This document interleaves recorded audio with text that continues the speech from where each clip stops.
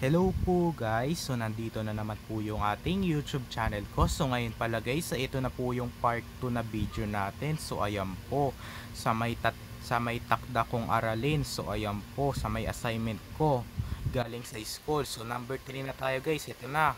So 30 divided by 6. So ayan po, so isulat na natin. O ayan na guys. Okay, 30 divided by 6. So paano natin ulit aanin yun? Ganun ulit. So ayan po. So 30 ulit. So 30 minus 6. So uulitin ulit natin yung pagbabawas. Okay. So ito na. So 30 minus 6. So ayan po. 30 minus 6 equals hindi 24. So ayan po. Ilagay ulit natin dito yung 24. At saka bawasan ulit natin ng 6. Ayan. So, 24 minus 6 equals, hindi 18. So, ayan po, 18. 18. So, bawasan ulit natin ng 6. Okay, so 18 minus 6. So, equals, hindi 12. So, ayan po, 12. So, ilagay natin dito yung 12. At saka bawasan ulit natin ng 6. Ayan, ito na. So, 12 minus 6. So, equals 6 pa rin. So, ayan po. At saka bawasan ulit natin ng 6. Ayan na guys, pareho na silang dalawa ng 6. So, 6 minus 6 equals 0. So, ilan na yung na minus nating 6? Ilan na? 1, 2, 3, 4, 5. So, hindi 5 lang sagot dito. So, ayan po. So, isulat na natin sa yung assignment. So, hindi 5. Ayan. So, meron pa tayong halimbawa guys, yung is multiples natin. So, kasi ito pa yung ginagawa pa namin. Sabi ni teacher, ito yung ginagawa pa ni teacher. Na ba yun? Nabubulot tayo. Ito pa yung ginagawa ni teacher sa amin guys. So, itong 6, i-multiply mo kay 5. So, ito kasi ang gagawin natin guys. So, 6 times 5. So, 6 times 5. Ilan yon? So, i-count na natin yung 5, 10, 15, 20, 25, 30. So, hindi 30. So, ayan po, 30. So, ito kasi yan guys. So, ito yung nakaturo dito sa sagot na yan. Ayan, pareho sila guys. Pareho. Ayan, pareho sila. Tapos, itong 5 naman ay dito natin ituturo. Pareho din sila. At saka itong 6 naman, yun ulit natin yan dito. Ayan, pareho din. Ayan. So, next naman tayo guys. Next. Number 4 na tayo guys. Number 4. Matatapos na yung assignment ko guys. Takdang aralin dito sa math. So, ito na. Number 4. So, 84 divided by 2. So, ayan po. 84 divided by 2. So, malaki yung 84.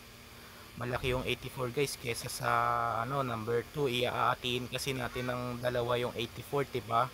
So paano na yun nagagawin? So ito na. So ano yun? Wait lang ha. Client muna natin yung papel. Wait lang ha. Wait lang, saan ulit natin? 84 minus 2. Ay hindi pala subtract. 84 divided by 2. Okay, 84 divided by 2 divided by 2. Yan. So, anong gagawin ulit natin guys? So, hindi magsusubtract na naman tayo. So, ito. So, 84 minus 2. Ayan. So, 84 minus 2 equals hindi 82. So, ayan po. 82. So, bawasan ulit natin ng dalawa. Alam, ako, napakadami na nito. Bawasan ulit natin ng dalawa. So, 82 minus 2 equals 80. Bawasan ulit natin ng dalawa. Hindi 78. So, ayan po. So, ilagay ulit natin yung 78 dito. At saka, bawasan ulit natin ng dalawa. Ayan. So, 78 minus 2 equals hindi 76. So, ayan po. 76. Ayan, tsaka bawasan ulit natin ng dalawa. So, 76 minus 2 equals 74. Ayan, at tsaka bawasan ulit natin ng dalawa. 74 minus 2 equals 72. At saka bawasan ulit natin ng dalawa. 72 minus 2 equals 70. Ayan, so bawasan ulit natin ng dalawa. So 70 minus 2 equals hindi 68. So ayan po 68. So napakahaba guys. So a few moments muna tayo. Napakahaba na subtract natin guys. So a few moments muna tayo. 3 minutes later. O ayan na guys. So naano na natin, lumipas na ng 3 minuto.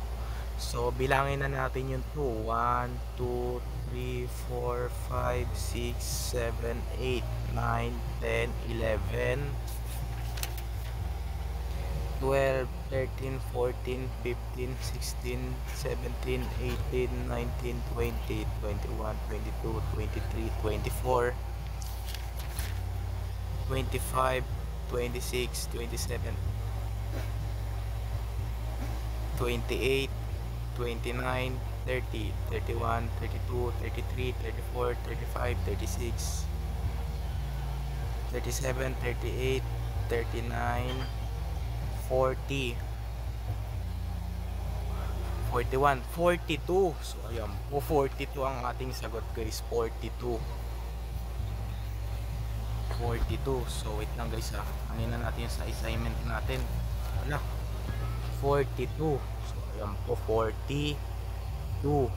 Ayan. Ayan, next number 5. So 50 divided by 5. So ayan po. So ganun ulit yung gagawin natin. Magsusubtract na naman tayo ulit. Okay. Lang. So subtract ulit tayo ha. Okay, ganun ulit guys. So ito na. So 50 divided by 5. So ayan po.